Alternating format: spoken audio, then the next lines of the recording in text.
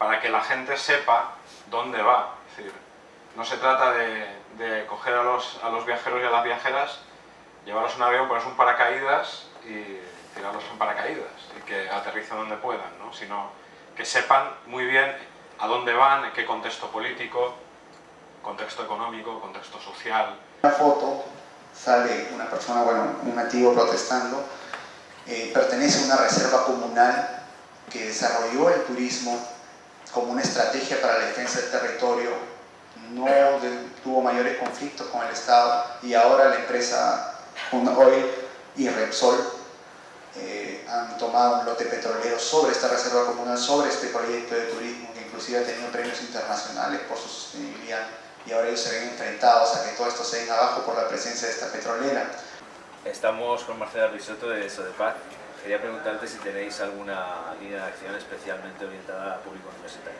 Sí, trabajamos mucho con la universidad, por ejemplo en Castilla-La Mancha, con la fundación de la Universidad de Castilla-La Mancha, participamos en un programa de universitarios cooperantes, que es un programa en el que, como práctica de fin de curso, el estudiante va a algún proyecto nuestro y al ser el alumno que en primera persona vaya al proyecto y lo vea directamente, pues tiene otra imagen y además lo difunde en su entorno, ¿no? Mucho de este tipo de viajes que te introduzcan comunidades es muy atractivo. El choque cultural ese, si uno sabe que se va a producir y va con cautela, es lo más interesante, ¿no? Ver cómo te saludan, cómo te recogen, cómo viven, es lo que uno espera ahí.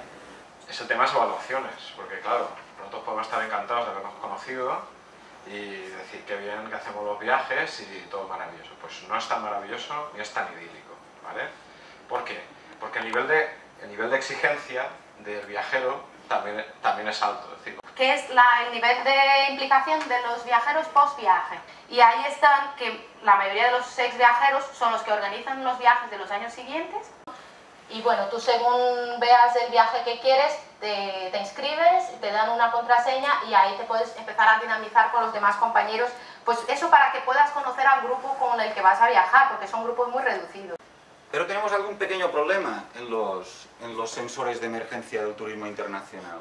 Mirad qué pequeño problema. Por ejemplo, aquí tenemos sacado un informe de Naciones Unidas del año pasado, que podéis encontrar en internet, sobre adaptación y mitigación del cambio climático en el sector turístico, modelo, instrumentos y prácticas.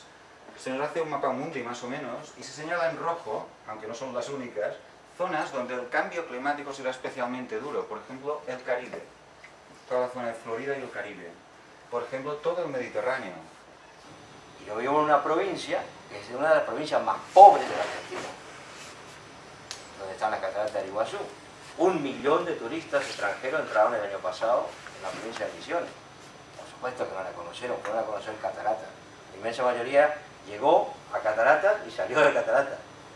Como el dinero que dejan en cataratas, que entra en cataratas hoy y se va mañana vía los bancos a sus lugares de origen, ¿no? La cadena Hilton, etcétera, etcétera, etcétera, etcétera. Simplemente recuerdo que entre las 70 primeras transnacionales turísticas del mundo tenemos situadas aquí en amarillo, según el Hotel Magazine, que es la revista corporativa de la industria hotelera norteamericana privada, nos dice que en el año 2007 pues teníamos colocado Sol Meliá en el puesto 12, NH Hoteles de Madrid en el puesto 20, Riu y Barceló 27 y 28 son de mallorquinas, Iberostar mallorquina.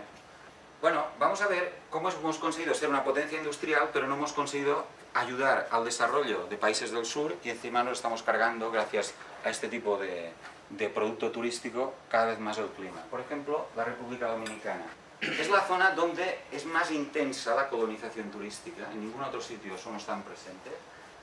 Más del 50% de las plazas están en manos nuestras, no nuestras físicamente, es una licencia poética, ¿no? Soy de filología, pero imaginemos que son nuestras, de nuestras empresas, ¿no? Es decir, no son los dominicanos, son muy malos, sino que nosotros aquí hacemos algo, ¿no? Después de desplazar tanta gente, construir tanto hotel, de llevar tantos turistas, tener una huella climática que te mueres, resulta que la República Dominicana sigue en el puesto 95 sobre 195 estados en el índice de desarrollo humano de las Naciones Unidas. Es decir, esto, no sé, para la gente de allí, pues ¿qué quieres que te diga? Bueno, siempre hay alguna mujer que limpia una habitación, un hombre que hace de jardinero, puede poner 4 bloques de piedra y en plan albañil, pero no hay ni una sola persona del país en puestos directivos, ni ha mejorado ya no la calidad de vida, sino el nivel de vida de la mayoría de la población.